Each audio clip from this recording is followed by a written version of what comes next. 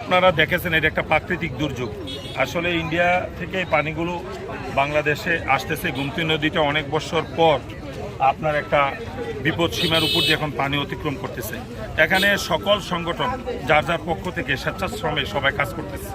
আমরা সবাইকে উৎসাহিত করব এই মুহূর্তে আমাদেরকে সকলকে এগিয়ে এসে কাজ করা এবং প্রশাসনকে সহযোগিতা করা।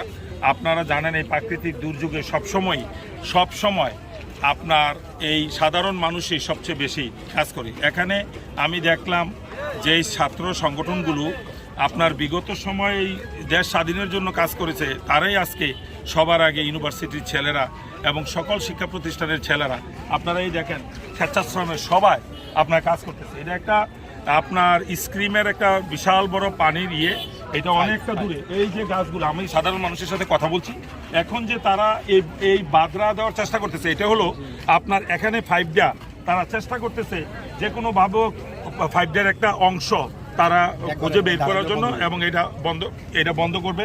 আর এই স্বেচ্ছাশ্রমে সকল ছেলেরা এখানে আইনা আপনার সকল বালিগুলো একসাথে করতেছে এবং আপনারা এসেছেন। আপনাদের মাঝে আমার একটাই বিষয়, ছেলেরা এখন আপনার কারো কাছে যদি নৌকা থাকে তাইলে তারা এক নৌকার সহযোগিতা আমরাও চেষ্টা করতেছি ব্যবস্থা করার জন্য।